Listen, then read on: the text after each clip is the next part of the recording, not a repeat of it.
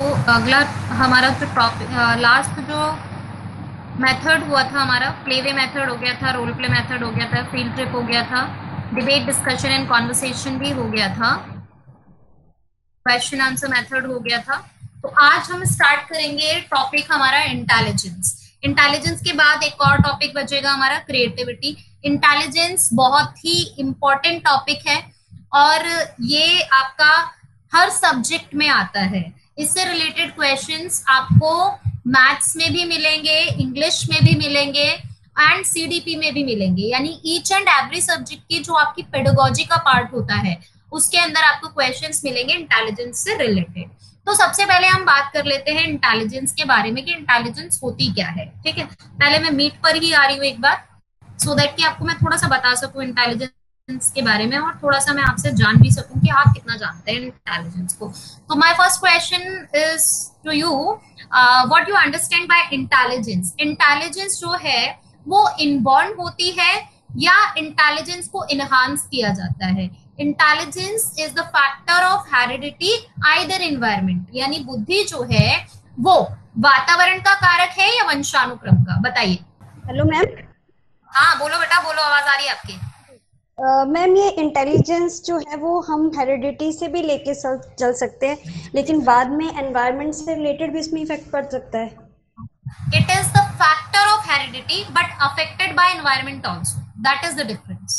It is the factor of heredity, यानी कारक किसका है, वंशानुक्रम का, but it is affected by environment also, यानी वातावरण द्वारा प्रभावित तो होती है लेकिन मिलती वातावरण से नहीं है। मिलती किससे, हमें वंशानुक्रम से।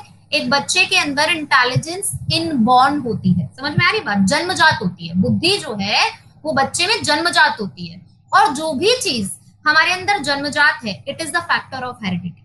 जो भी कुछ आपको इनबॉर्न मिलता है वो किसका फैक्टर होता है, हेरिडिटी का। और जिस चीज को आप एक्वायर करते हैं ना एनवायरमेंट में आके, जैसे जन्म से आपको भाषा नहीं आती है, पैदा होते ही भाषा नहीं आती है, भाषा को बच्चा क्या करता है, वातावरण से एक्वायर करता है। लेकिन इंटेलिजेंस बच्चे को जन्म से मिलती है, इनबॉर्न होती है। So intelligence is the factor of heredity but it is affected by environment also. समझ में आई बात। बुद्धि वंशानुक्रम का कारक है। क्वेश्चन कई सारे एग्जाम्स में आ रखा है, क्वेश्चन पूछ लेता है intelligence is the factor of, यानी बुद्धि कारक है वंशानुक्रम का, वातावरण का, दोनों का। तो आप जहां दोनों ऑप्शन आ जाता है ना, वही दिमाग में बस लगता है कि अरे वंशानुक्रम से भी मिलती होगी और शायद वातावरण से भी आती होगी। लेकिन ये ध्यान रखना है कारक सिर्फ किसका है, ये वंशानुक्रम का। अगर आपसे ये पूछता है कि बुद्धि प्रभावित होती है वंशानुक्रम द्वारा, वातावरण द्वारा, वंशानुक्रम तथा वातावरण दोनों के द्वारा, तो दोनों के द्वारा प्रभावित होती है। लेकिन अगर कारक पूछता है तो कारक बुद्धि किसका है, सिर्फ वंशानुक्रम का। Is that clear to all of you? Any doubt? वंशान का मीन्स वंशानुक्रम मैम इंग्लिश मतलब में। हाँ, वंशानुक्रम हेरिडिटी। हेरिडिटी मतलब which qualities are transferred in a child with the hormones of parents. Parents के जीन्स के द्वारा जो चीजें ट्रांसफर होती हैं वो हेरिडिटी होती है। बट ये मतलब नहीं है इसका कि बिल्कुल पेरेंट्स जैसी होगी, ये बिल्कुल मतलब नहीं है इसका। पेरेंट्स जैसी होगी ये बिल्कुल मतलब नहीं है इसका। वंशानुक्रम पेरेंट्स से मिल रहा है, आपको जीन्स मिल रहे हैं, लेकिन एग्जैक्टली पेरेंट्स जैसे नहीं होंगे, क्योंकि हमारी जो एक पीढ़ी नहीं होती है, फोर पेरेंट्स हमारे जो होते हैं, यानी एक साइड हमारी मदर की चलती है, एक मैटरनल होती है, एक पैटर्नल होती है। तो फादर के फादर, उनके फादर, उनके फादर, पूरा पीढ़ी चलती है। ऐसे ही मदर, मदर की मम्मा, मदर, फिर उनकी मदर, यानी मामी की साइड, मामा की साइड पूरा चलता है ना, इधर पापा की साइड पूरा चलता है। तो किसके गुण आए हैं कुछ कहा नहीं जा सकता है ना, क्योंकि हमारे जो हेरिडिटी के लॉ होते हैं वो कई अलग अलग तरीके के होते हैं। कहीं लॉ ऑफ सिमिलैरिटी वर्क करता है, जब माता पिता में होते हैं समानता का गुण होता है। फिर आता है हमारा law of variation. Law of variation में क्या होता है कि एक ही माता पिता की अगर तीन संतानें हैं तो तीनों में अलग अलग क्वालिटीज होती हैं। ज्यादातर यही लॉ ऑफ वेरिएशन फॉलो होता है। आपने देखा है कि तीन भाई बहन बिल्कुल एक जैसे हो, रेयर होता है, ऐसा हो भी सकता है बट रेयर होता है। तीनों के इंटेलिजेंस में डिफरेंस होता है, तीनों की मेमोरी में डिफरेंस होता है, तीनों के बॉडी स्ट्रक्चर में डिफरेंस होता है, तीनों की आईज में डिफरेंस हो सकता है, तो कौन सा लॉ फॉलो हुआ हमारा? Law of variation. पेरेंट्स तो एक ही है, हम वहां ये भी नहीं कह सकते हैं कि भैया हेरिडिटी अलग है। जो एक ही माता पिता की संतानें हैं उनकी तो हेरिडिटी भी सेम है, बट स्टिल उनकी जो क्वालिटीज होती हैं उनमें डिफरेंस होता है, क्योंकि वहां पे कौन सा लॉ फॉलो हुआ जाता है हेरिडिटी का? हमारा लॉ ऑफ वेरिएशन। एक लॉ होता है हमारा लॉ ऑफ रिग्रेशन, जिसे हिंदी में कहते हैं प्रतिगमन का नियम, जिसमें क्या होता है माता पिता के जस्ट अपोजिट क्वालिटीज बच्चों में होती है। यानी माता पिता अगर बहुत गोरे हैं तो बच्चा एकदम काला होगा, माता पिता अगर बहुत इंटेलिजेंट है तो बच्चा एकदम डल होगा, अगर माता पिता बहुत ज्यादा अच्छा आईक्यू लेवल नहीं है उनका तो बच्चे का बहुत ज्यादा होगा। तो वहां हमारा लॉ कौन सा फॉलो होता है? Law of regression, right. तो जो चीज हमें माता पिता द्वारा जीन्स से मिलती है उसे हम कहते हैं इनबॉर्न, और वो किसका फैक्टर होती है? हमारी हेरिडिटी। समझ में आई बात? तो बुद्धि किसका कारक है? हमारी वंशानुक्रम का। इतनी बात समझ में आ गई सभी को? यहां तक कोई डाउट है किसी को भी? No ma'am. ओके, अब देखिए एक क्वेश्चन और है आप लोगों से, what is the difference between mind and intelligence? What is the difference between mind and intelligence? यानी मस्तिष्क और बुद्धि में क्या अंतर होता है? बताइए बताइए जल्दी, जो भी समझ में आ रहा है बताइए। यहाँ ना तो कोई पनिशमेंट मिल रहा है ना ही कोई अवार्ड मिल रहा है, तो आप कोई भी आंसर दे सकते हैं, क्योंकि आपके द्वारा दिया गया गलत उत्तर आपको ये बताता है कि आपका उत्तर गलत क्यों था। और जब आपको एक बार पता चल जाता है ना कि कोई आंसर हमने दिया वो किस कारण से गलत था, तो वो क्वेश्चन कभी भी किसी भी एग्जाम में दोबारा गलत नहीं हो सकता, राइट। तो इसलिए हमेशा क्वेश्चंस का जवाब देने की कोशिश जरूर करें। गलत ही होगा ना, इससे ज्यादा तो कुछ नहीं होगा। बताइए, what is the difference between mind and intelligence?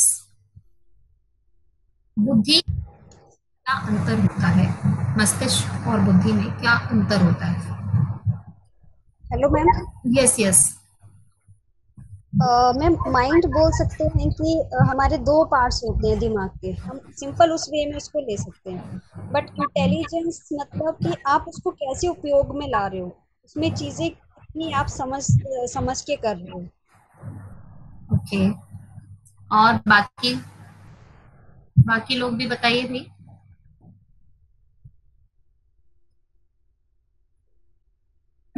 Anjali, Deepa, Richa,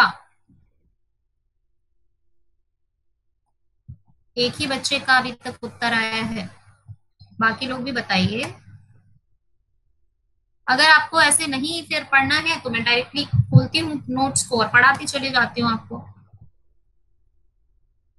concept को समझना है तो आप लोग इंटरैक्टिव अगर रहेंगे तो ज्यादा अच्छा लगेगा आपको पढ़ने में, मुझे पढ़ाने में। बताइए, बाकी बच्चे भी अपना आंसर दीजिए।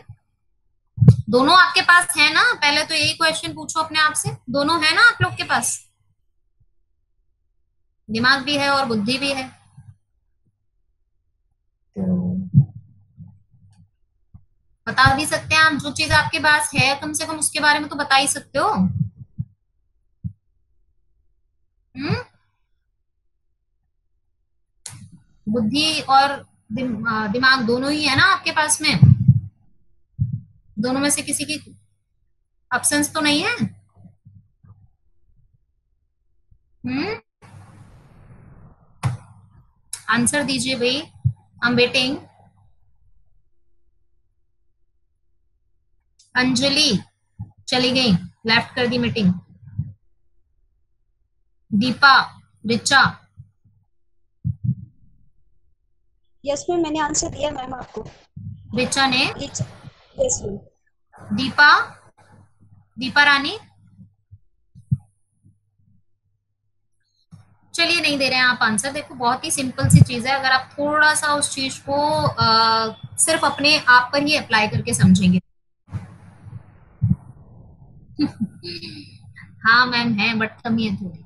हाँ तो देखो, जैसे हम बात कर रहे हैं माइंड की, तो आप देखो आपकी बॉडी का एक पार्ट है माइंड, है ना? आप बता सकते हो इंटेलिजेंस कहाँ है आपकी पूरी बॉडी में? क्या आपको पता है इंटेलिजेंस कहाँ रहती है आपकी पूरी बॉडी के अंदर? क्या intelligence is the part of your body? Intelligence is a part of your body, yes और not? It's not a part of body. Intelligence का कभी आपने देखा, जैसे साइंस की आप बायोलॉजी की बुक देखते हैं तो वहां पे पूरा ह्यूमन बॉडी का पिक्चर होता है, उसमें कहीं इंडिकेट किया जाता है कि भाई that is the part is indicated as the intelligence, वहां कहीं इंडिकेट किया जाता है कि इंटेलिजेंस को कि ये इंटेलिजेंस होती है भाई, ऐसी होती है, ये ऐसी दिखती है और इस पार्ट में रहती है, दिखाया जाता है क्या इंटेलिजेंस को? बट माइंड को दिखाया जाता है, माइंड को डिवाइड किया जाता है, प्रमस्तिष्क होता है एक हमारा, एक बृहद मस्तिष्क होता है ना, 3 पार्ट्स होते हैं मस्तिष्क के, एक पार्ट में मेमोरी रहती है। तो माइंड जो है it's a part of your body, सबसे पहली बात। दूसरी चीज, जब आपने सुना होगा, अक्सर आप लोग ये यूज भी करते होगे वर्ड, और बहुत ही गलत यूज करते हैं इस सेंटेंस को हम लोग, कहते हैं ना तुझ में दिमाग कम है। बेटा दिमाग आपका और मेरा बिल्कुल एक जैसा है, कोई डिफरेंस नहीं है हम दोनों के माइंड में, हम सबके माइंड में कोई डिफरेंस नहीं है। आपको बताया जाता है ना कि एक वयस्क व्यक्ति के मस्तिष्क का भार इतना होता है, तो सभी के मस्तिष्क का भार उतना ही होता है ना, डिफरेंस नहीं होता है उसके अंदर। तो दिमाग का जो स्ट्रक्चर है, जहां मेरी मेमोरी है वही आपकी मेमोरी है ना, जहां आपका छोटा दिमाग है वही मेरा है, जहां आपका बड़ा दिमाग है वही मेरा है, आप सभी का इवन। तो दिमाग जो है हम सबका एक जैसा है, पहली बात। दूसरी बात, दिमाग जो है it's a part of your body, वो आपके शरीर का एक भाग है, एक ऑर्गन है आपकी बॉडी का। But intelligence is not a organ. Intelligence आपकी और मेरी एक जैसी नहीं है, हमारी जो इंटेलिजेंस है वो डिफर है, हमारी जो इंटेलिजेंस है अंतर है।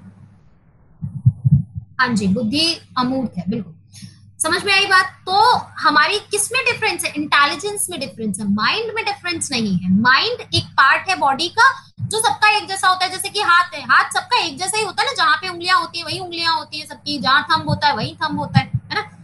एक्सेप्शंस केस को नहीं अगर हम बात ना करें, अगर हम नॉर्मल केसेस की बात करें तो सबका हाथ एक जैसा होता है, सबका फेस एक जैसा होता है, कलर डिफरेंस हो सकता है, फीचर्स डिफरेंस हो सकते हैं, लेकिन आंखों की जगह पे आंख होती है, जहां नाक होती है वहां नाक होती है, मतलब पूरी जो चीजें हमारी पार्ट है वो उसी जगह पर होती है, सेम माइंड में होता है। लेकिन जो हमारी बुद्धि होती है वो सबकी एक जैसी नहीं होती है। तो mind is a part of your body and intelligence is an ability. बुद्धि एक योग्यता है, ये चीज ध्यान रखिए, क्वेश्चन आया हुआ है आपका। Intelligence is an ability to do a work. बुद्धि एक योग्यता है किसी भी कार्य को करने की, समझ में आई बात? बुद्धि एक योग्यता है। अब देखिए, जैसे मैं आपको एक कहानी सुनाऊं, राइट, एक कहानी मैं आपको सुनाऊं और वही कहानी मैं 10 बच्चों से दोबारा सुनती हूँ, तो क्या 10 बच्चे उस कहानी को सेम तरीके से सुनाएंगे? क्या 10 बच्चों की कहानी एक जैसी होगी जब हम उनसे सुनेंगे? तो नहीं, 10 बच्चे उस कहानी को अलग अलग तरीके से सुनाएंगे।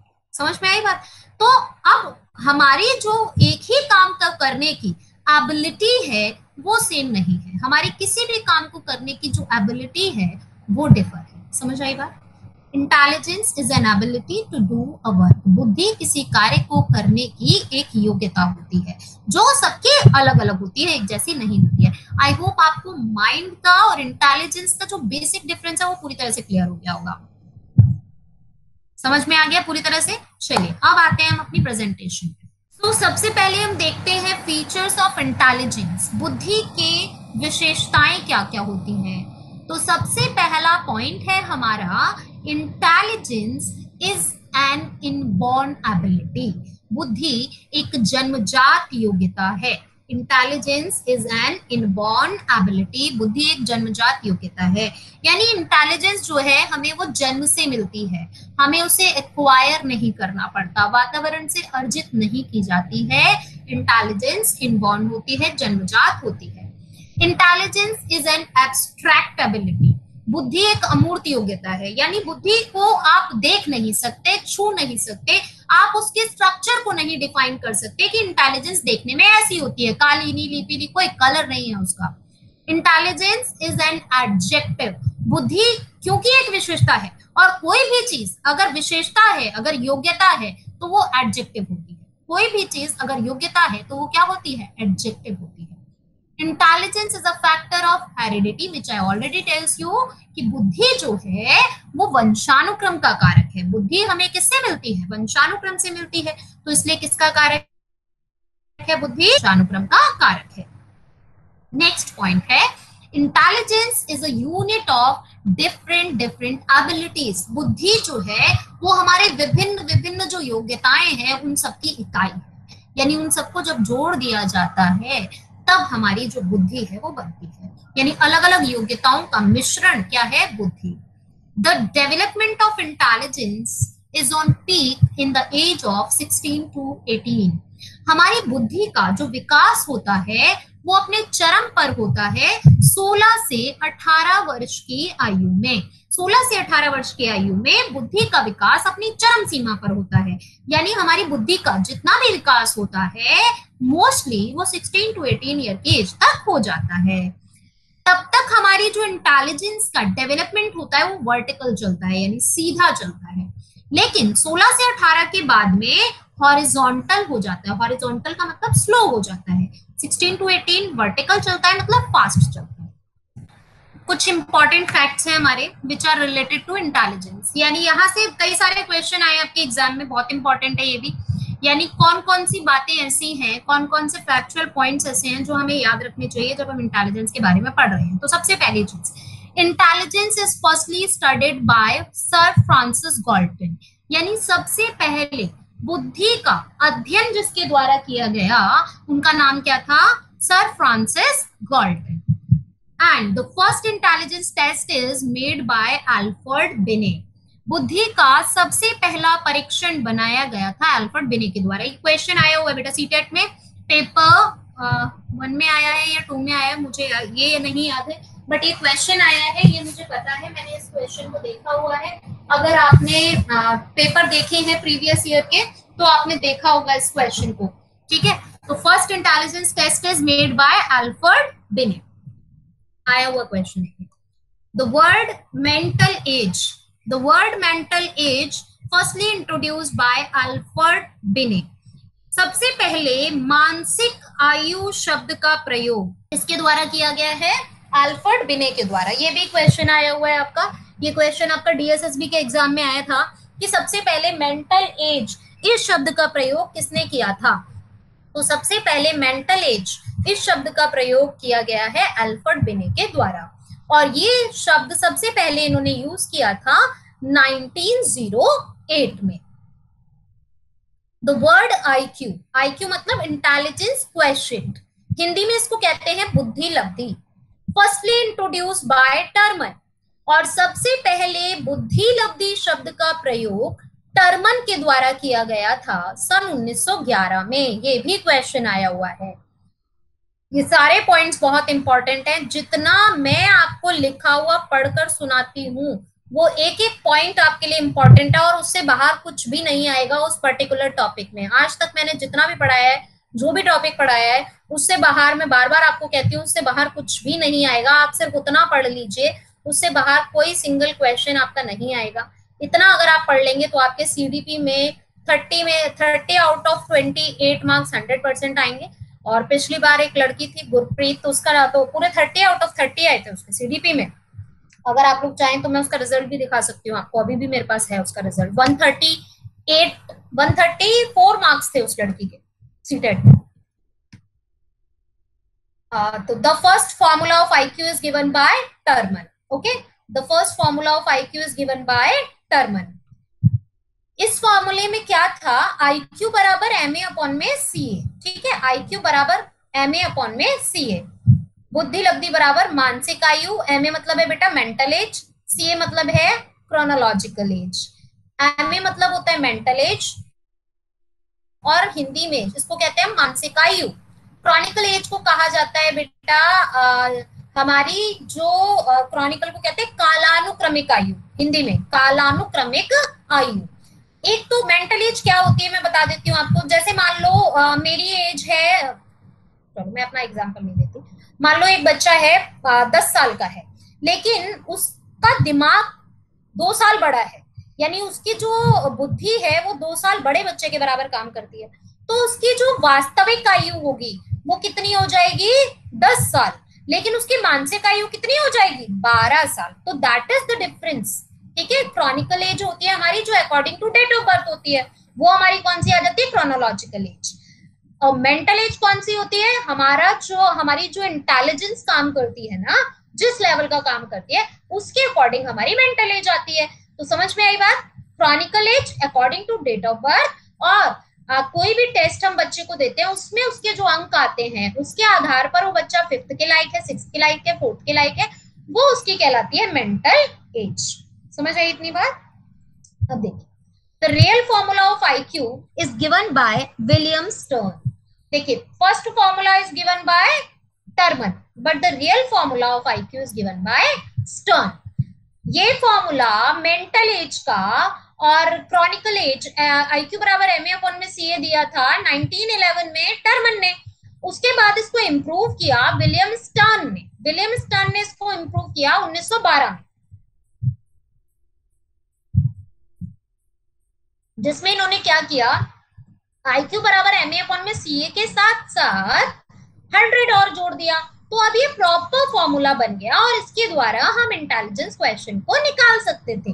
तो जो रियल फॉर्मूला है उसको देने वाले विलियम स्टर्न है, और the first formula is given by Terman. So that is the difference in between these two points. Clearly इसको ध्यान रखिएगा, इसमें बहुत कंफ्यूज हो जाते हैं बच्चे। सबसे पहला formula given by Terman and the real formula is given by William Stern in 1912। IQ बराबर एम ए अपॉन में सी ए इंटू 100। आईक्यू मतलब इंटेलिजेंस क्वेश्चन, एम ए मतलब होता है mental age. On the basis of marks, on the basis of the marks of a test is called mental age. According to date of birth, according to date of birth जो बच्चे की as होती है वो उसकी कैसी as कहलाती है, मेंटल एज, राइट। अब हम बात कर लेते हैं,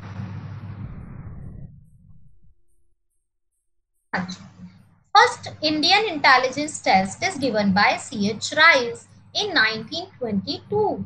सबसे पहला भारतीय बुद्धि परीक्षण बनाया गया था C.H. राइस के द्वारा, ठीक है, कब, 1922 में। तो इसको कैसे याद रखेंगे, देखिए, first Indian intelligence test given by C.H. Rice in 1922, given by C.H. Rice in 1922, rhyming words हैं।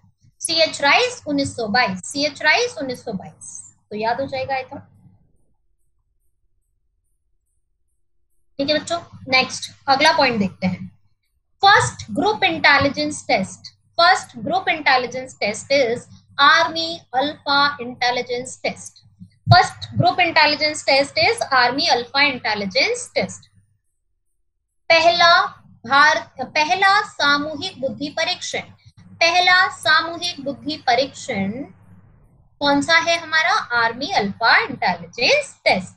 और इसको बनाया गया था ड्यूरिंग फर्स्ट वर्ल्ड वॉर, ये पहले विश्व युद्ध के दौरान बनाया गया था।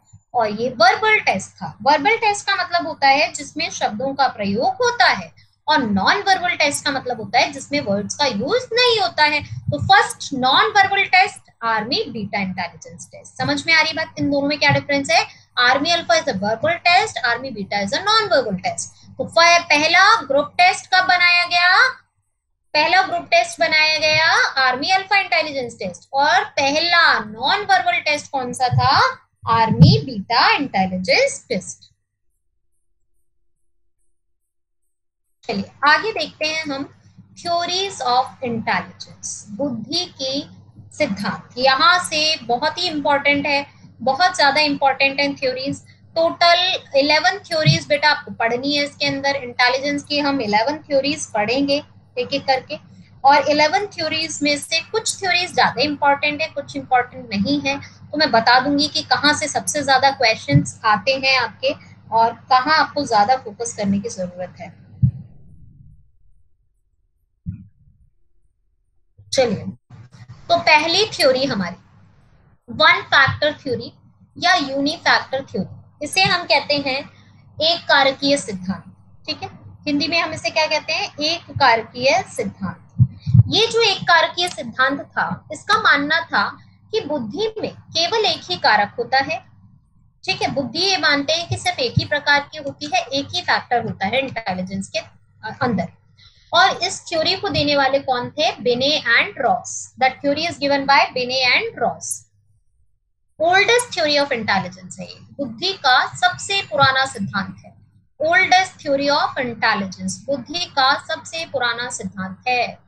According to them intelligence is undividable, इनका मानना था कि बुद्धि जो होती है उसके हम टुकड़े नहीं कर सकते, उसे तोड़ नहीं सकते, इसलिए बुद्धि में केवल एक ही कारक होता है।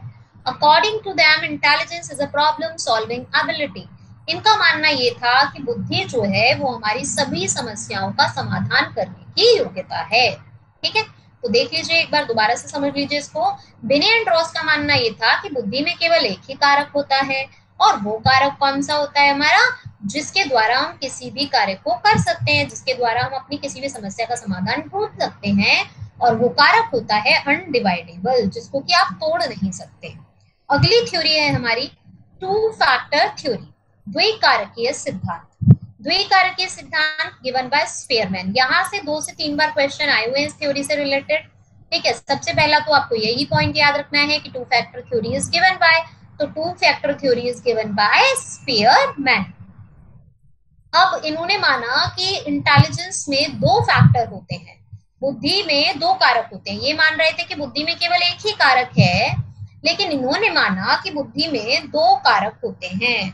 और कौन कौन से बताए वो उन्होंने, एक होता है जनरल फैक्टर और एक होता है स्पेसिफिक फैक्टर, यानी एक होता है सामान्य कारक और एक होता है विशिष्ट कारक। इन्हें शॉर्ट में जी फैक्टर एंड एस फैक्टर भी बोलते हैं।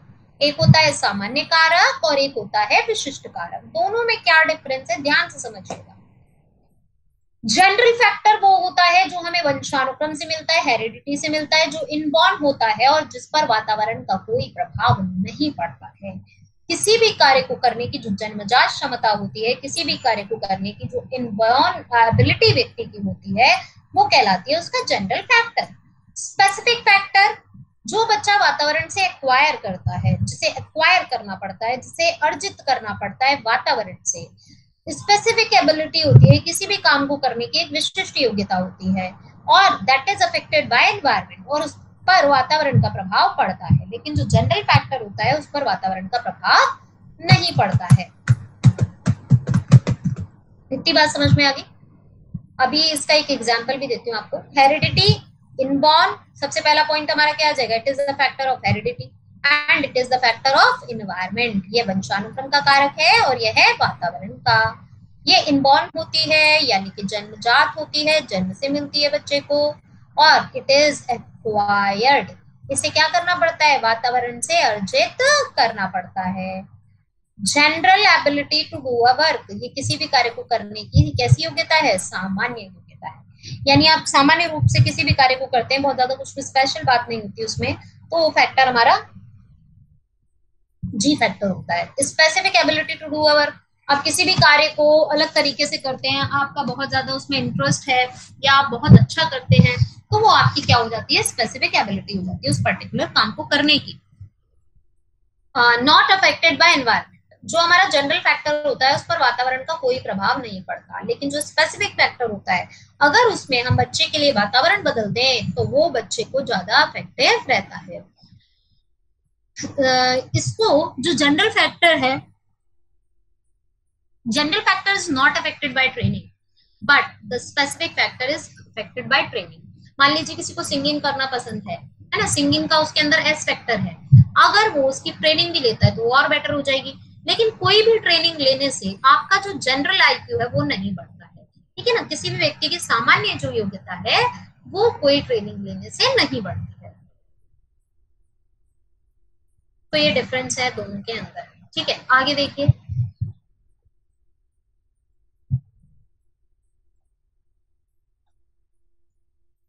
अब आती है हमारी three factor theory. Three factor theory that is also given by Spearman. पहले उन्होंने to factor theory the. To factor theory का जब लोगों ने विरोध किया, जब उसका क्रिटिसिज्म करना शुरू कर दिया लोगों ने, जब उसे क्रिटिसाइज करने लगे, तब इन्होंने एक और थ्योरी दी और उस थ्योरी का नाम था थ्री फैक्टर थ्योरी, जिसमें इन्होंने क्या किया, जी और एस फैक्टर सेम है पहले की तरह ही, एक और फैक्टर जोड़ दिया बीच में, उस फैक्टर को नाम दिया G dash S factor, G S factor. इसमें इन्होंने कहा कि जो ये वाली बुद्धि होगी ना बीच में जो आ रही है जी एस, इसको इन्होंने कहा कि ये सामान्य से अच्छी होगी और विशिष्ट से खराब होगी। यानी ये बेटर देन किससे होगी, जनरल, लेकिन लेसर देन कैसी होगी, स्पेसिफिक। फॉर एग्जाम्पल मान लीजिए हम सभी खाना बना लेते हैं थोड़ा बहुत, है ना। तो जो हम थोड़ा बहुत खाना बना लेते हैं, जो अच्छा बनाते हैं उनकी बात नहीं कर रही हूँ, जो मेरे जैसा बेकार खाना बनाते हैं उनकी बात कर रही हूँ, ठीक है। तो हम किस में आ रहे हैं, जी फैक्टर में आ रहे हैं। लेकिन अगर आप ट्रेनिंग लेते हो, कुछ भी क्लासेस लेना शुरू करते हो, सीखना शुरू करते हो, तो अब आप जहां पहले जैसा कर रहे थे उससे बेटर करने लगोगे, यानी प्लस हो गया किससे, जी फैक्टर से। और यहाँ जैसा कर पाओगे, जैसे आप प्रॉपर शेफ बन जाओगे, वहां जाके जैसा कर पाओगे उससे लेसर करोगे, है ना। शेफ देंगे यहाँ पे, और एक नॉर्मली जो कुक थे उससे बेटर करोगे, है ना। तो वो बुद्धि हमारी कौन सी हो जाती है, जीएस। यानी बेटर देन जनरल होती है एंड लेसर देन स्पेसिफिक होती है, सामान्य से अच्छी होती है और विशिष्ट से खराब होती है। इसके बाद ये अगला जो हमारी थ्योरी है वो है multi factor theory. Multi factor theory यानी बहुकारकीय सिद्धांत, बुद्धि का बहुकारकीय। देखो बहुकारकीय सिद्धांत अलग है और बहुबुद्धि सिद्धांत अलग है। बहुबुद्धि का सिद्धांत जो है वो दिया गया है आपका theory of multiple intelligence is given by Gardner, है ना, हार्वर्ड गार्डनर के द्वारा दिया गया। लेकिन multi factor theory is given by Thorndike. Multi factor किसने दिया है, थॉर्नडाइक ने। और मल्टीपल किसने दी है, multiple is given bye Harvard gardener, ठीक है। चलिए, अब थॉर्नडाइक ने कहा कि बुद्धि को हम 3 भागों में बांट सकते हैं, लेकिन उस थ्योरी को नाम क्या दिया उन्होंने, मल्टी फैक्टर थ्योरी। चलिए देखते हैं इस थ्योरी के अंदर क्या है। उन्होंने इसे 3 पार्ट्स में बांटा है इंटेलिजेंस को, कॉन्क्रीट, एब्स्ट्रैक्ट एंड सोशल, मूर्त, अमूर्त और सामाजिक। तो पहले हम समझते हैं बात मूर्त और अमूर्त के बारे में, उसके बाद बात करेंगे हम सोशल के बारे में। Concrete and abstract. देखो कॉन्क्रीट कौन सी एबिलिटी होती है, ability of a person by which he used his mental abilities on those objects which are visible. यानी जब हम अपनी बुद्धि को, जब हम अपनी क्षमता को उन चीजों पर लगाते हैं जो हमें दिखाई देती हैं, जिन्हें हम छू सकते हैं, जिन्हें हम अनुभव कर सकते हैं, तो हमारी इंटेलिजेंस कैसी है, कॉन्क्रीट, ठीक है। नेक्स्ट है abstract, ability of a person by which he used his mental abilities on those concepts which are not visible।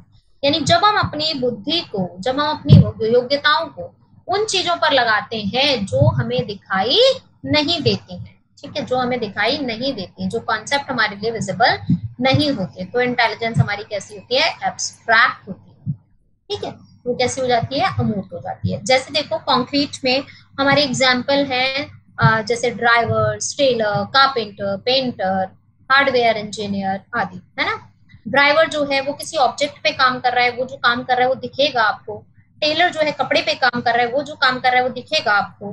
Carpenter जो है वो कितना उसने कारपेंटर का काम किया है वो दिखाई देगा आपको, है ना। हैंड वेव्स, इंजन्स दिखाई देंगे आपको। हाँ, तो ऐसी चीजें जो आपको दिखाई दे रही हैं, जिसमें हम किसी ऑब्जेक्ट की बात कर रहे हैं, किसी वस्तु की बात कर रहे हैं, किसी स्थान की बात करें, किसी जगह की बात करें, तो वो हमारी कैसी इंटेलिजेंस होगी, कॉन्क्रीट। अब बात करते हैं एब्स्ट्रैक्ट के बारे में।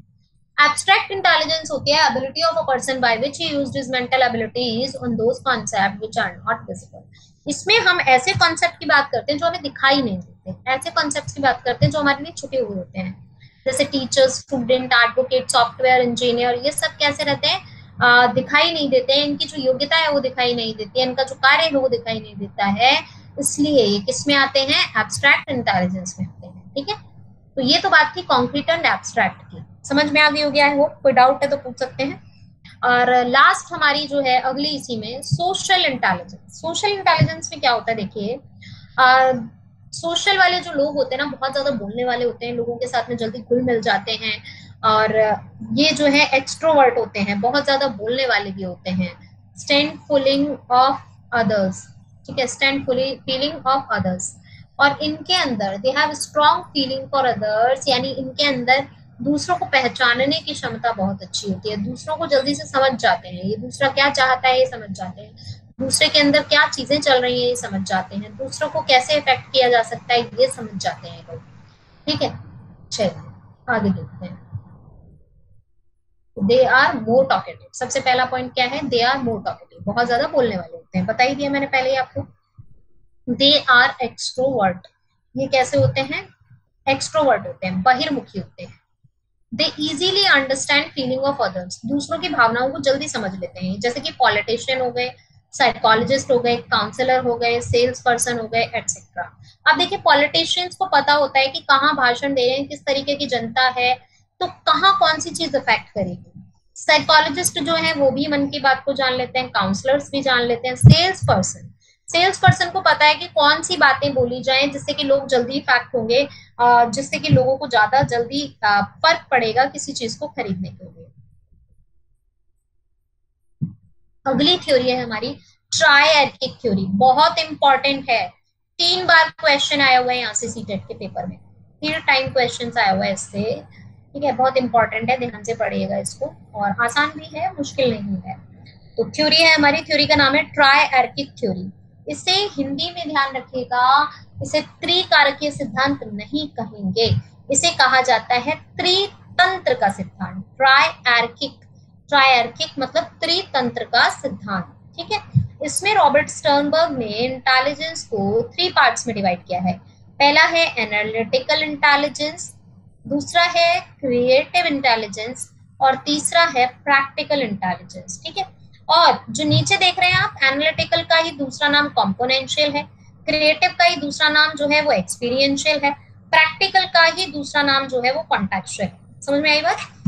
एनालिटिकल का दूसरा नाम है कॉम्पोनेंशियल, क्रिएटिव का एक्सपीरियंशियल। ये क्वेश्चन आया हुआ है बेटा, कई बार आया हुआ है इससे क्वेश्चन, ये बहुत इंपॉर्टेंट थ्योरी है आपकी, एनालिटिकल एंड कॉम्पोनेंशियल इंटेलिजेंस। पहले मैं आपको सबको समझा देती हूँ तीनों को, और फिर इनके एग्जाम्पल भी बताऊंगी। देखो एनालिटिकल पाई जाती है जो किसी भी समस्या को सुलझाने के लिए पहले उसे छोटे छोटे भागों में बांट लेते हैं, फिर उस प्रॉब्लम को एनालाइज करते हैं, एनालाइज करके उस प्रॉब्लम का सॉल्यूशन ढूंढते हैं। जिनके अंदर प्रॉब्लम सॉल्विंग एबिलिटी पाई जाती है उनमें जो इंटेलिजेंस होती है वो होती है एनालिटिकल इंटेलिजेंस।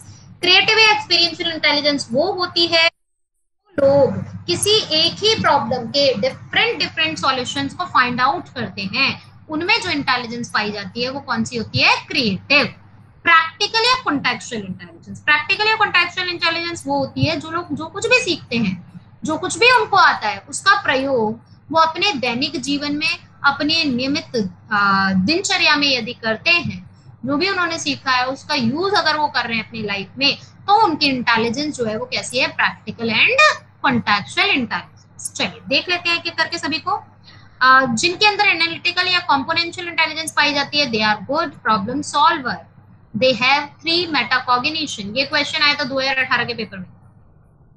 मेटाकॉग्निशन, उनके अंदर 3 प्रमुख तत्व पाए जाते हैं। कौन कौन से? सबसे पहला है एक्विजिशन ऑफ नॉलेज, दूसरा है प्लानिंग, और तीसरा है परफॉर्मेंस। इन 3 चीजों पे अगर हम काम कर ले ढंग से तो कोई भी प्रॉब्लम जो है उसको आसानी से सॉल्व कर सकते हैं। एक्विजिशन ऑफ नॉलेज, जैसे आप अभी सीटेट आपको करना है, क्लियर है, अब आप क्या कर रहे हैं? एक्वायर कर रहे हैं नॉलेज को कि कैसे आप इसको कर सकते हैं क्लियर। प्लानिंग, प्लान करेंगे कितने घंटे पढ़ना है, क्या क्या करना है, वो प्लानिंग। और उसके बाद जब आप सीटेट का एग्जाम देंगे तो वो आपकी क्या होगी? परफॉर्मेंस, ठीक है।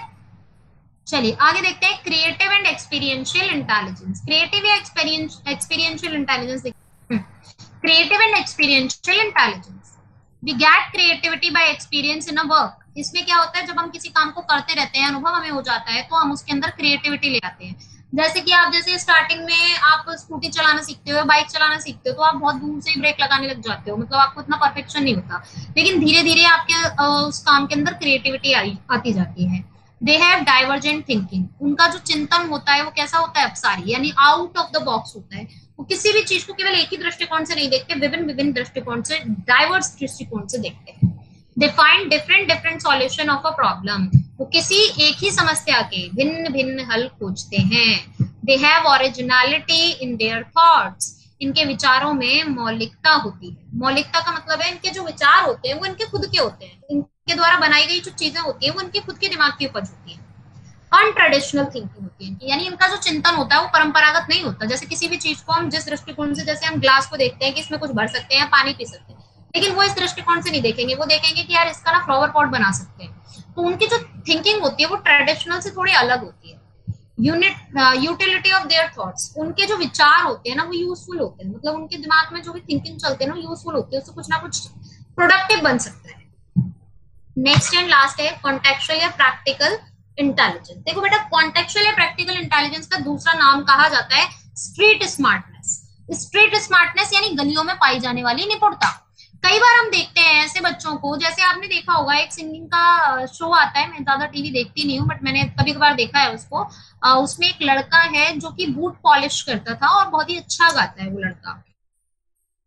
तो उसने क्या किया, वो प्रोफेशनल नहीं है उस चीज में, लेकिन उसको सिंगिंग पसंद है, गाता रहा गाता रहा गाता रहा, प्रैक्टिकली उस चीज को करता रहा तो वो बेटर हो गई। तो कॉन्टेक्चुअल या प्रैक्टिकल इंटेलिजेंस वो होती है, जैसे एक बच्चा है, अगर वो मैथ सीख रहा है स्कूल में जाके, और वो बच्चा है 10 साल का, और एक बच्चा है 10 साल का जिसने बिल्कुल स्कूल नहीं गया, कभी नहीं पढ़ा है वो, लेकिन वो अपने पेरेंट्स के साथ में सब्जी बेचने के लिए जाता है, तो किस बच्चे की कैलकुलेशन ज्यादा अच्छी होगी?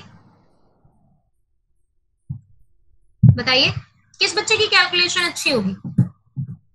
सब्जी बेचने जाता है। सब्जी बेचने जाता है, बिकॉज वो पढ़ नहीं रहा लेकिन वो यूज कर रहा है, क्योंकि उसकी इंटेलिजेंस कैसी है, प्रैक्टिकल है, कॉन्टेक्चुअली वो उस चीज को यूज कर रहा है। आपने कुछ भी सीखा और आपने उसको यूज नहीं किया तो वो बेकार हो जाता है। जैसे कि हम बात करते हैं इंग्लिश स्पीकिंग की, इंग्लिश स्पीकिंग का कोर्स लोग, बहुत सारे लोग सीखते हैं, लेकिन क्या बोल पाते हैं इंग्लिश? नहीं बोल पाते। क्यों नहीं बोल पाते? बिकॉज आपने सीख तो ली बट आपके पास तो प्रैक्टिकली यूज करने के लिए माहौल नहीं है, आप बोल नहीं रहे हैं। और बहुत सारे लोग गाइड ऐसे होते हैं जो एक अक्षर नहीं पढ़े हैं, कभी स्कूल की शक्ल नहीं देखी है, लेकिन वो सिर्फ इंग्लिश नहीं, 5-5 6-6 लैंग्वेजेस बोल लेते हैं इजीली, जिन्होंने स्कूल का कभी चेहरा नहीं देखा, स्कूल कभी फेस नहीं देखा स्कूल का। क्यों बोल पाते हैं? बिकॉज वो उसको कैसे यूज करें, प्रैक्टिकली यूज करें, राइट। तो जब हम किसी भी चीज को, जो भी हमारी नॉलेज है, हमारा जो वर्क है, उसमें हम डेली काम करते रहते हैं, तो वो इंटेलिजेंस हमारी कैसी बन जाती है, कॉन्टेक्चुअल या प्रैक्टिकल इंटेलिजेंस, राइट।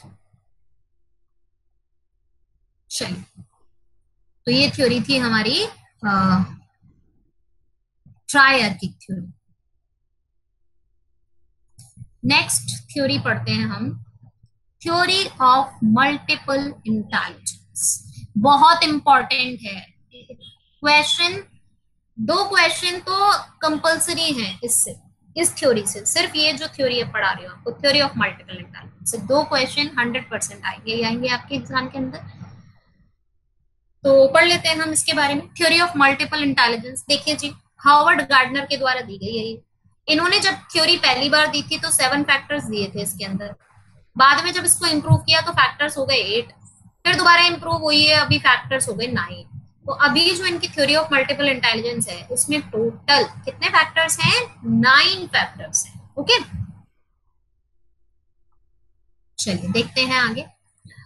तो क्या, कितने अलग अलग प्रकार की होती है ये इंटेलिजेंस? देखो, एक तो क्वेश्चन यहाँ से आया था कि हार्वर्ड गार्डनर के अनुसार बहुबुद्धि होती है बच्चों के अंदर, यानी अलग अलग प्रकार की बुद्धि पाई जाती है। तो बीइंग अ टीचर, एक अध्यापक के रूप में आपको क्या करना चाहिए?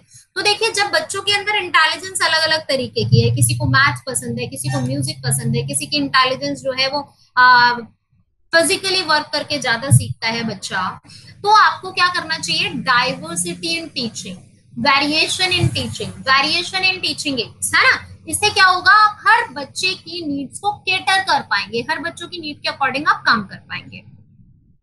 सो देख लेते हैं। पहला फैक्टर, स्पेशल फैक्टर।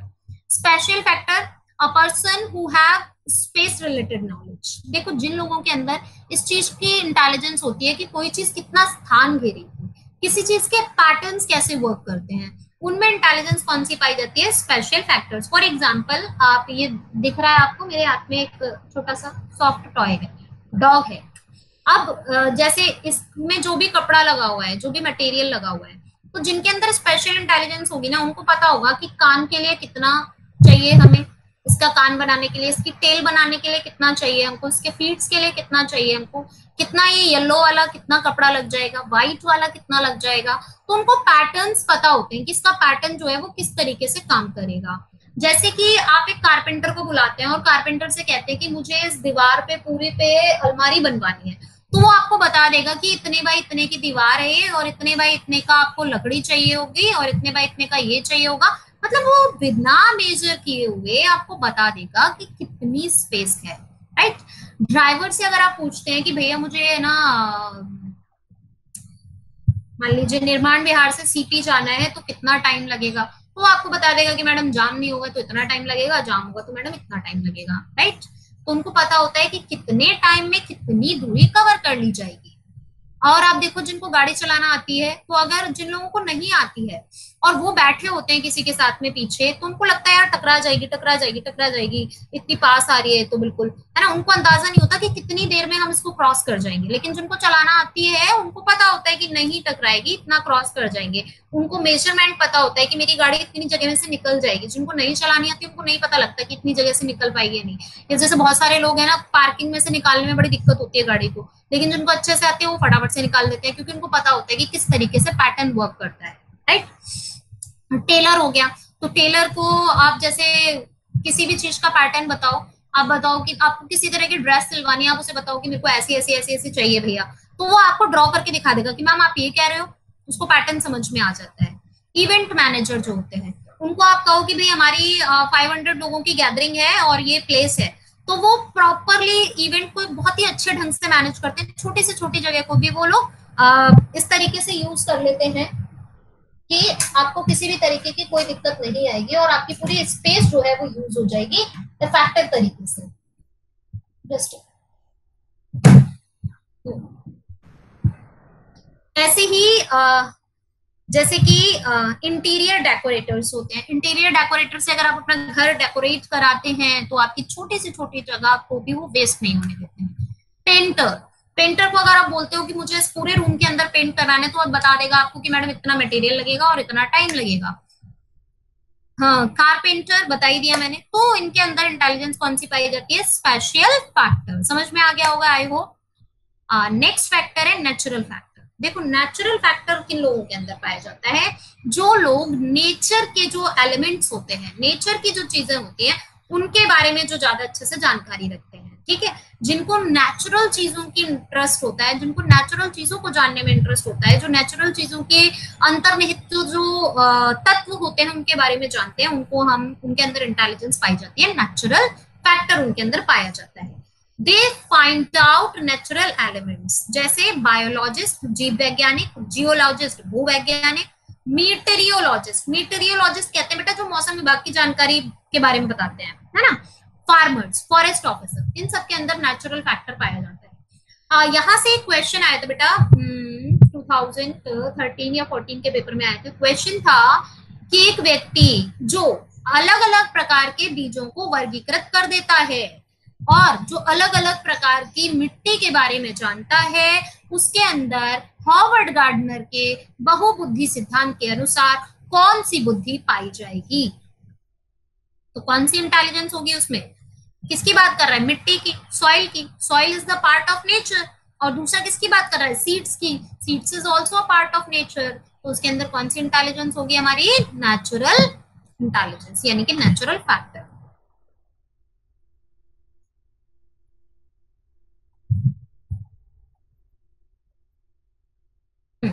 अगली इंटेलिजेंस है बॉडीली काइनेस्थेटिक। यहाँ से भी क्वेश्चन आया हुआ है, यहाँ से 2 से 3 बार क्वेश्चन आया हुआ है, काफी सारे क्वेश्चन आए हैं यहाँ से।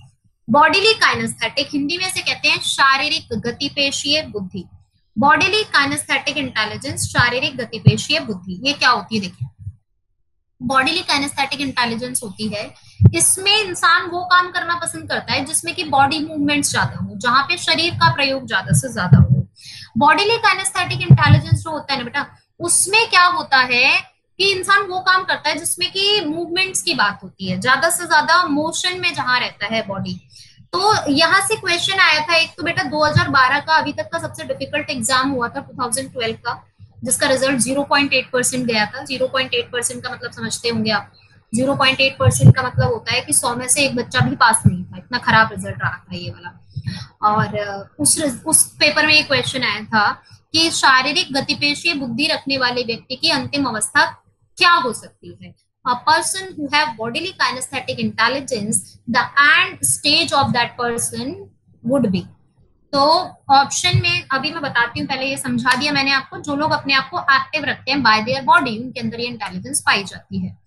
फॉर एग्जाम्पल एथलेटिक्स, एथलीट वाले जो लोग होते हैं उनके अंदर, स्पोर्ट्स पर्सन जो होते हैं उनके अंदर, डांस टीचर है कोई तो उनके अंदर, योगा ट्रेनर है उसके अंदर, जिम ट्रेनर है उसके अंदर, और सर्जन है उसके अंदर। सर्जन, अब लोगों को डाउट होता है कि सर्जन में कैसे पाई जा सकती है, सर्जन में कैसे हो सकती है?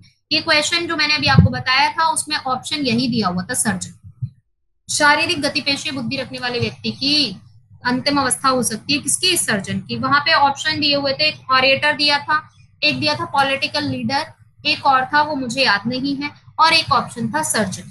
तो देखो सर्जन जो होता है, मान लो सर्जन को ऑपरेशन करना है पैर का, तो उसको पता होता है कहाँ से कितना पार्ट कट करना है ना, प्रॉपर। अगर एक भी कट उससे ऊपर नीचे लग जाए तो इंसान खत्म हो जाएगा उसी समय। एक भी कट ऊपर नीचे लग जाए तो उनको बहुत ज्यादा कंट्रोल रखना पड़ता है अपनी बॉडी के ऊपर। तो सर्जन में भी बॉडीली काइनेस्थेटिक इंटेलिजेंस पाई जाती है। पायलट, पायलट का क्वेश्चन भी आया हुआ था। पायलट जो होता है उसको पता होता है कि कितनी देर मुझे रनवे पर दौड़ना है, फिर टेक ऑफ करना है, लैंड करना है, किस तरीके से कितनी देर लैंड कराना है, कब तक रनवे पे दौड़ेगा, कब उसको रोकना है, ये सारी चीजें उनको पता होती है। ये क्वेश्चन भी आया हुआ है आपके एग्जाम में। अगला है लिंग्विस्टिक इंटेलिजेंस। लिंग्विस्टिक इंटेलिजेंस उन लोगों के अंदर होती है जिनकी लैंग्वेज पर कमांड अच्छी होती है, जिनका लैंग्वेज पर अच्छा होल्ड होता है। They have good command over the language, like poet, writers, translators, editors, proof readers. Proof readers होते हैं जो कमियां निकालते हैं, गलतियां निकालते हैं। अगली इंटेलिजेंस है म्यूजिकल इंटेलिजेंस। जितने भी लोग जिनमें भी म्यूजिक से रिलेटेड इंटेलिजेंस होती है, चाहे वो तबला बजाने वाला हो, चाहे वो कोई भी यंत्र बजाने वाला हो या गाने वाला हो, उनके अंदर इंटेलिजेंस कौन सी पाई जाएगी, हमारी म्यूजिकल इंटेलिजेंस। यहाँ से क्वेश्चन आया था 2015 के एग्जाम में। क्वेश्चन आया था कि एक अध्यापिका है नेहा, वो अपनी क्लास का एक लड़का है सुरेश, उसको कंप्यूटर पर अपने द्वारा बनाया गया मधुर संगीत बजाते हुए देखती है, तो वो सोचती है कि इस बच्चे में हॉवर्ड गार्डनर के अनुसार निम्न बुद्धि पाई जाएगी। तो कंप्यूटर पर अपने द्वारा बनाया गया म्यूजिक देख रही है, तो यानी उसके अंदर, बच्चे के अंदर कौन सी एबिलिटी होगी, musical ability. Logical mathematical intelligence simple है, नाम से ही पता चल रहा है, जिनके अंदर मैथ से रिलेटेड इंटेलिजेंस अच्छी होती है उनमें पाई जाती है। सीएस, इकोनॉमिस्ट, बैंकर, इनके अंदर। अगली है interpersonal and intrapersonal. Interpersonal, interpersonal का मतलब होता है जो लोग ना बहुत ज्यादा टॉकेटिव होते हैं, जिनका जल्दी से जो फ्रेंड बना लेते हैं, लोगों के साथ जल्दी घुल मिल जाते हैं, जिनके फ्रेंड्स बहुत ज्यादा होते हैं, उनके अंदर इंटेलिजेंस होती है इंटरपर्सनल। जैसे पॉलिटिशियन हो गए, साइकोलॉजिस्ट हो गए, टैली कॉलर हो गए, इनके अंदर इंटेलिजेंस कौन सी पाई जाती है, इंटरपर्सनल। इंट्रापर्सनल होती है जस्ट अपोजिट। इंट्रापर्सनल उन लोगों के अंदर होती है जिनका शाय नेचर होता है, बात नहीं करते, जो अपने आप में खोए रहते हैं, है ना, उनके अंदर इंटेलिजेंस कौन सी होती है, हमारी intrapersonal. They are less talkative, कम बोलते हैं। They are good in self evaluator. ये क्वेश्चन आया था कि जो आत्म मूल्यांकन अच्छा करते हैं हॉवर्ड गार्डनर के अनुसार उनमें कौन सी बुद्धि पाई जाती है, तो जिनके अंदर आत्म मूल्यांकन की क्षमता होती है उनमें बुद्धि पाई जाती है intrapersonal. They work on their abilities, ये अपनी योग्यताओं पर काम करते हैं, ज्यादा इधर उधर लोगों से बात नहीं करते हैं, ज्यादा लोगों के बारे में बात नहीं करते हैं, इनको लोगों से मिलना जुलना ज्यादा पसंद नहीं होता है। एग्जाम्पल साइंटिस्ट, जैसे कि साइंटिस्ट जो होते हैं उनका कोई फ्रेंड सर्कल नहीं होता, कोई उनको जानता नहीं, बहुत कम सोशल होते हैं, दुनिया से एकदम कटे हुए होते हैं। हाँ,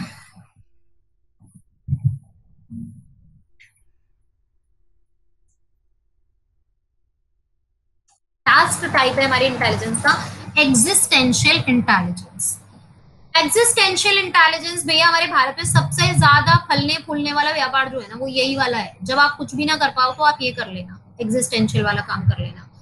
less investment and more profit in this profession.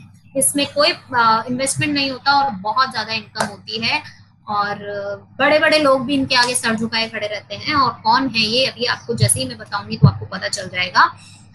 ये इंटेलिजेंस जो होती है ना, एग्जिस्टेंशियल इंटेलिजेंस, ये वो लोग होते हैं जो ऐसे सवालों के जवाब ढूंढ के हमें बताते हैं जिनके जवाब आज तक कोई नहीं दे पाया है।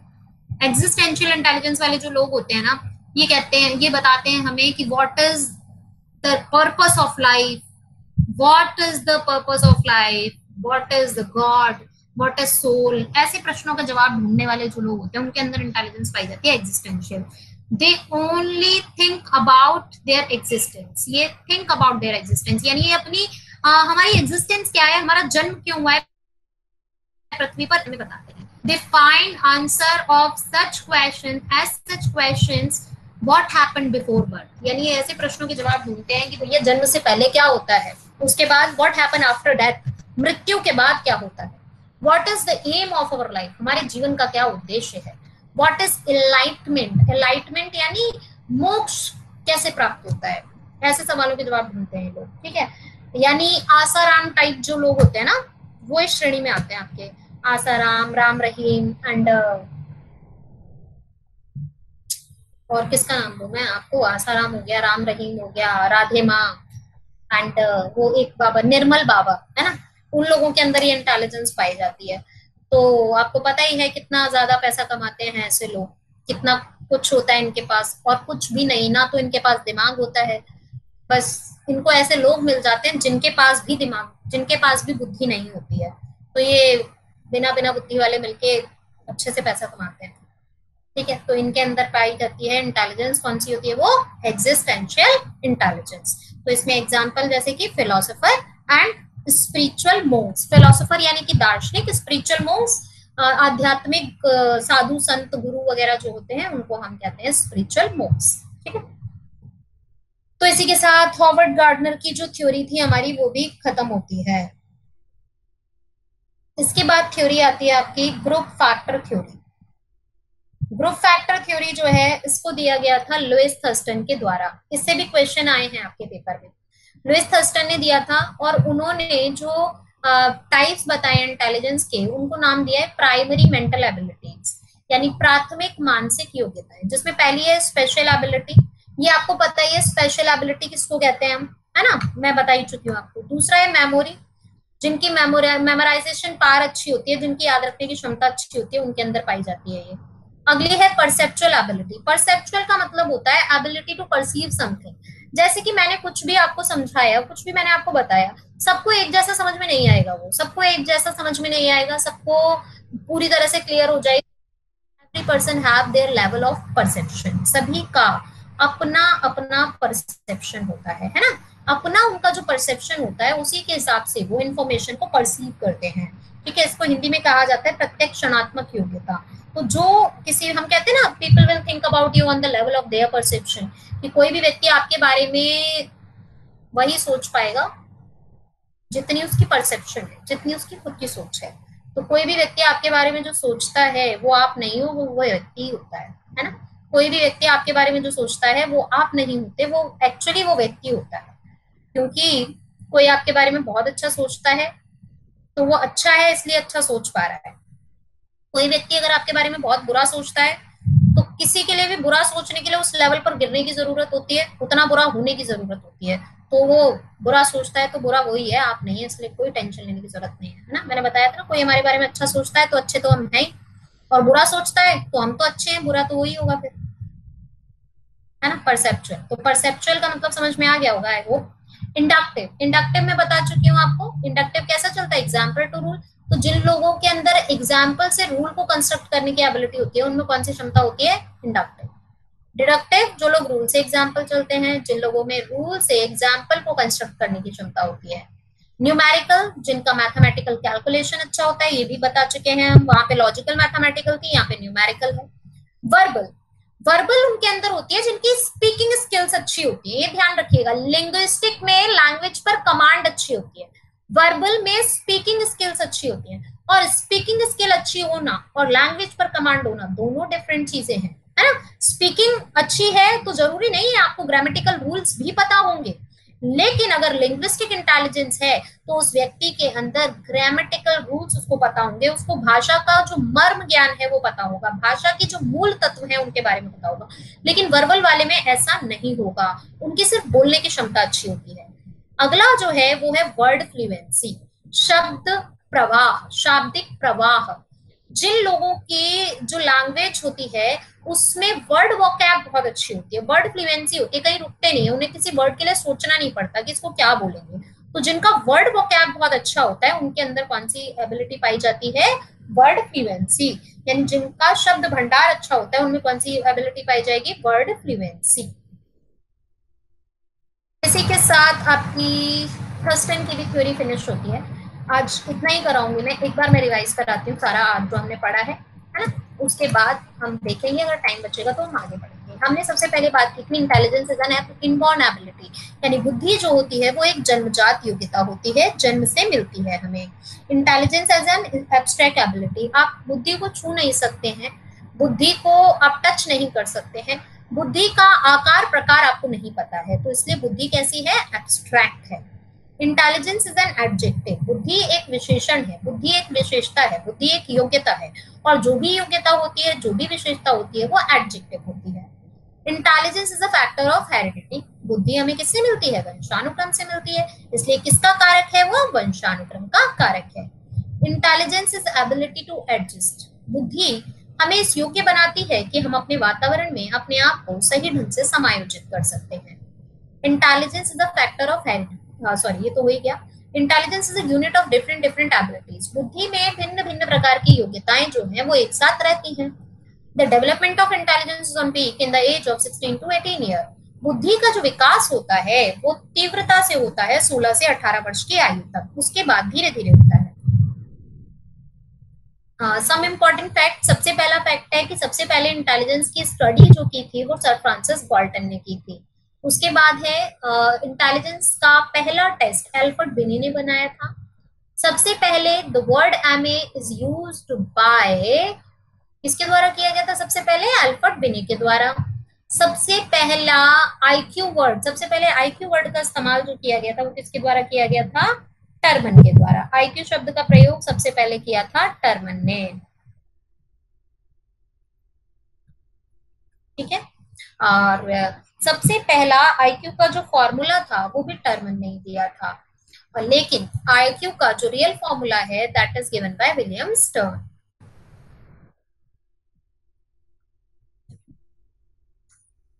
First Indian intelligence test is given by C.H. Rice in 1922. C.H. Rice in 1922।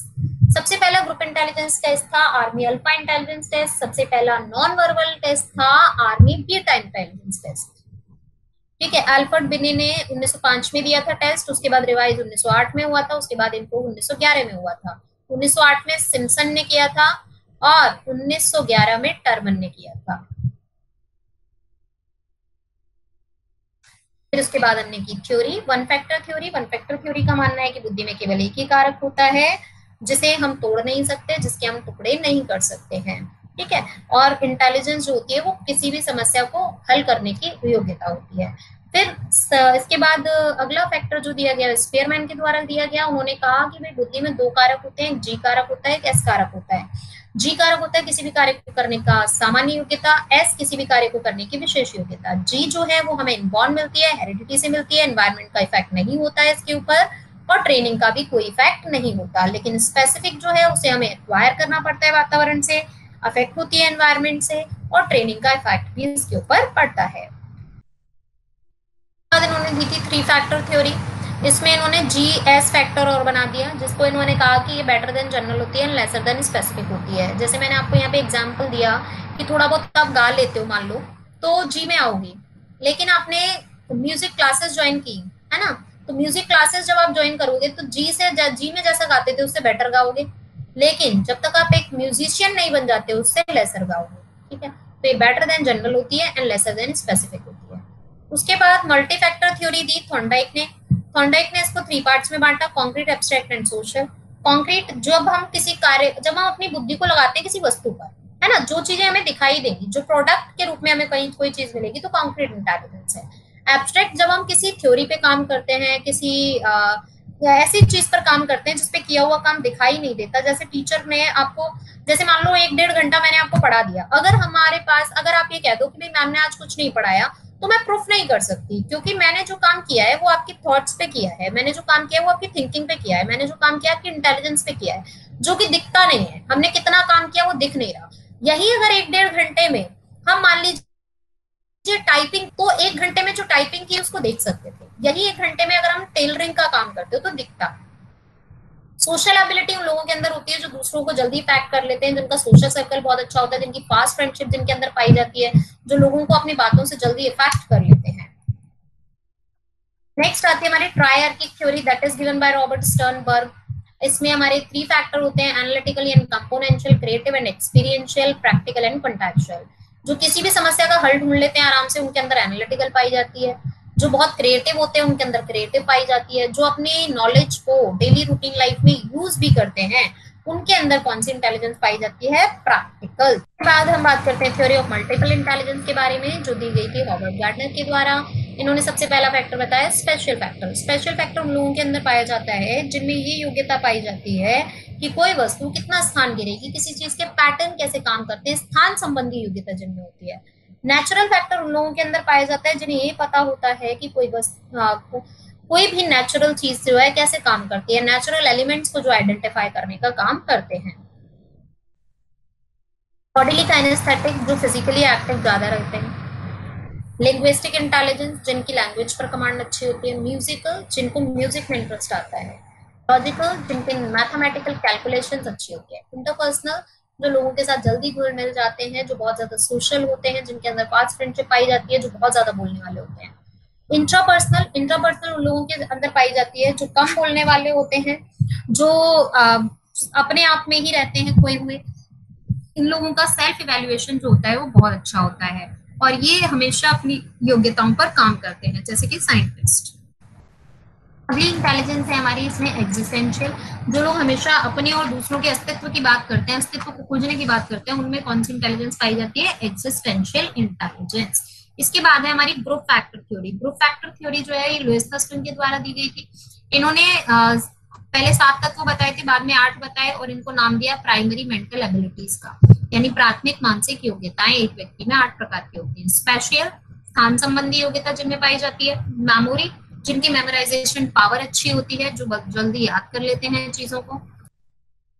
Perceptual, अपनी जो परसीव करने की क्षमता जिस तरीके की होती है लोग उसी के अनुसार सीखते हैं। इंडक्टिव, जो किसी भी चीज के उदाहरण से नियम की खोज करते हैं। डिडक्टिव, जो किसी भी नियम से उदाहरण की खोज करते हैं। न्यूमेरिकल, जिनकी कैलकुलेटिव स्किल्स अच्छे होते हैं। वर्बल, जिनकी स्पीकिंग स्किल अच्छी होती है। वर्ड फ्लुएंसी, जिनका शब्द भंडार अच्छा हो। ठीक है, तो आज हमने इतना पढ़ा है।